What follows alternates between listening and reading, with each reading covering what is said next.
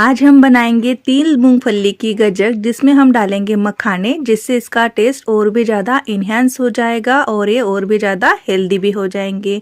तो चलिए, सबसे पहले हमने गैस पर कढ़ाई रख दी है।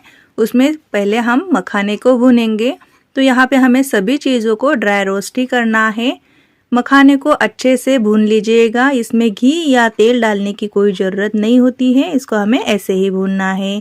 मखाने में कैलोरी और फैट बहुत ही कम होता है, तो ये वज़न घटाने में कारगर होता है और इसमें प्रोटीन और फाइबर की मात्रा बहुत ही अच्छे से होती है, तो ये आपकी पेट की समस्या के लिए भी लाभदायक होता है।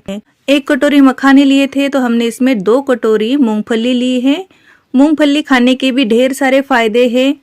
मूंगफली खाने से याददाश्त और आँखों की रोशनी में भी सुधार होता है। इसमें मौजूद विटामिन आँखों की रोशनी के लिए और याददाश्त को बेहतर बनाने के लिए मदद करते हैं।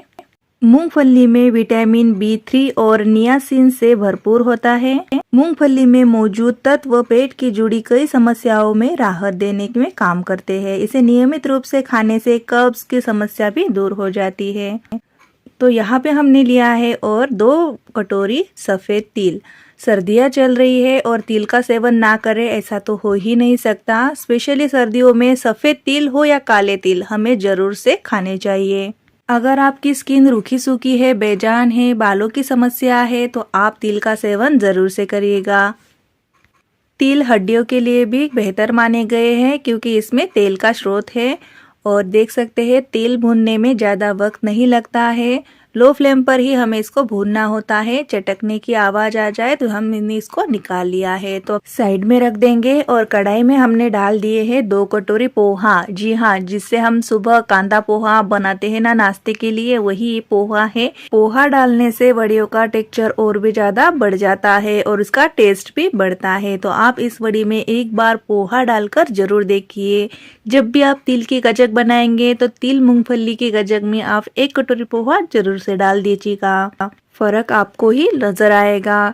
और यहाँ पे देख सकते हैं पोहा भी हमने अच्छे से भून लिया है। तो चलिए, सभी चीज़ों को हम मिक्सी में ग्राइंड करेंगे। तो यहाँ पे हमने इन सब का दरदरा सा पेस्ट बना के तैयार करना है, यानी कि पाउडर बना के तैयार करना है। और अब हम पोहा का भी पाउडर बनाएंगे। तो आप मूंगफली, तिल और मखाने को एक साथ ही भून सकते हैं या अलग अलग ही भून सकते हैं, जैसा आप चाहें। हमने सभी को एक साथ ही भुना था। पोहा का भी पाउडर बना के तैयार कर लिया है और इसमें डाल देंगे हम 1 कटोरी भरकर दूध का पाउडर। जी हाँ, दूध का पाउडर डालने से हमारी जो तिल की गजक है वो बहुत ही ज़्यादा सॉफ्ट, मुलायम, स्पंजी और मुंह में जाते ही घुल जाएगी, ऐसी बनेगी। इसमें मावे का फ्लेवर आएगा, टेक्सचर आएगा सिर्फ 1 कटोरी दूध पाउडर से। इसमें अगर आपने मावा डाल दिया या दूध डाल दिया तो हमारी गजक की सेल्फ लाइफ कम हो जाएगी और जल्दी से ख़राब हो जाएगी। तो इसलिए आप दूध पाउडर का यूज़ कर दीजिएगा। 1 से 2 महीना भी ये चलेगी, बिल्कुल भी ख़राब नहीं होगी। तो चलिए, सभी चीज़ों को एक साथ मिलाकर हमने साइड में रख दिया है और अब बनाते हैं हम चीनी की एक चाशनी। तो यहाँ पे चाशनी बनाने का सबसे आसान तरीका मैंने आपको बताया है। 3 कटोरी हमने चीनी ली थी, उसमें 1.5 कटोरी पानी डाल देना है। देख सकते हैं इस स्टेज पर ऐसे कम बबल्स है और इसको हम जैसे जैसे पकाएंगे ये बबल जितने ज़्यादा हो जाएंगे उस स्टेज पर हमें इसमें वो पाउडर डाल देना है। चीनी की कोई 1 तार की चाशनी या 2 तार की चाशनी नहीं बनानी होती है। अगर आपको पता ना लगे या समझ में ना आए कि चीनी कितनी देर तक हमें पकानी है, तो ये स्टेज आप ध्यान में रखिए। बबल्स अच्छे से दिखाई दे, पूरे कढ़ाई पर बबल्स आ जाए तो समझ लीजिएगा आपकी चीनी परफेक्ट है। और इसमें डाल दीजिएगा जो हमने पूरा मिश्रण बना के रखा था पाउडर, वो। अब इसको हमें ऐसे लो फ्लेम पर या गैस की फ्लेम को बंद करते हुए भी इसको हम मिला सकते हैं।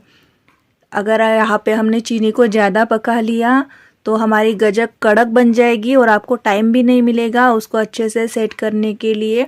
इसलिए थोड़ा सा चीनी मेल्ट हो जाए, बबल्स थोड़े से ज़्यादा आ जाए तो इसमें पाउडर डाल दीजिएगा और इसको डालने के बाद हम इसको पका सकते हैं, ताकि हमें वक्त भी मिले और हमारी गजक अच्छे से बन पाए।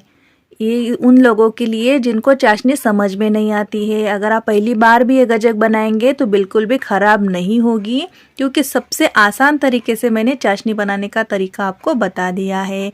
अब यहाँ पे देख सकते हैं हम इसको जैसे जैसे मिलाएंगे तो इसे ये कढ़ाई को छोड़ने लगेगा। इस स्टेज पर ये कढ़ाई में चिपक रहा है, आप देख सकते हैं। तो मैंने यहाँ पे गैस की फ्लेम को ऑन कर दिया है, लेकिन बिल्कुल लो पर रखना है और इसको लगातार चलाते हुए हमें इसको ऐसे पका लेना है, ताकि चाशनी में बचा कुचा सारा मॉइस्चर जो होगा वो ख़त्म हो जाएगा।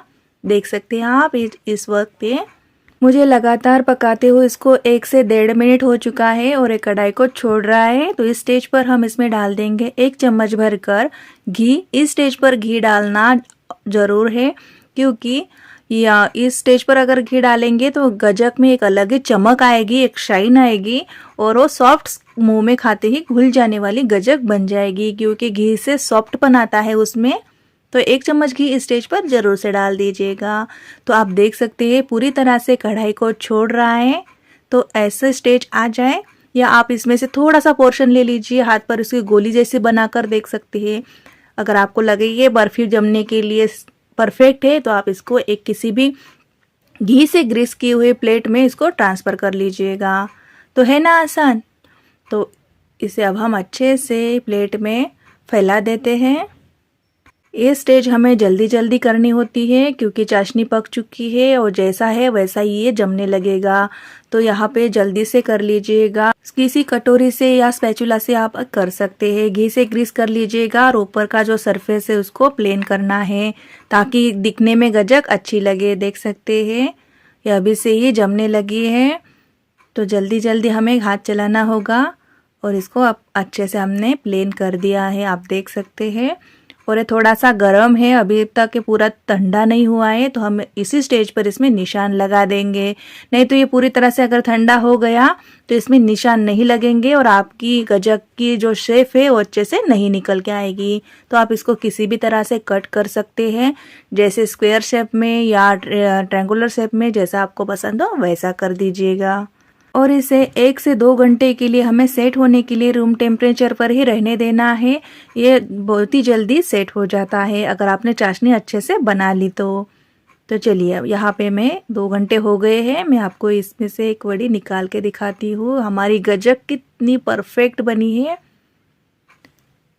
बहुत ही शानदार और बेहतरीन तिल मूंगफली की गजक बनकर तैयार है, जिसमें हमने पोहा, मखाने और दूध पाउडर का यूज़ किया है, जिससे इसका टेस्ट टेक्सचर बहुत ही ज़्यादा बढ़ गया है। मैं आपको पास से भी दिखा रही हूँ, कितनी बढ़िया दिख रही है। जितनी दिखने में शानदार है उतनी खाने में सॉफ्ट मुलायम है, बिल्कुल मावे का फ्लेवर आएगा। तो इस मकर संक्रांति पे आप इसको ज़रूर से बनाइएगा और बनाने के बाद इसको स्टोर कर सकते हैं आप 1 से 2 महीने के लिए। किसी भी एयरटाइट डब्बे में भरकर रख दीजिएगा, ये बिल्कुल भी खराब नहीं होगी। मुझे पूरा विश्वास है कि आज की रेसिपी आपको बहुत पसंद आई है, तो प्लीज़ इसको लाइक कर दीजिएगा और साथ ही साथ चैनल को भी सब्सक्राइब कर दीजिएगा। मिलते हैं नई रेसिपी के साथ, तब तक नमस्कार।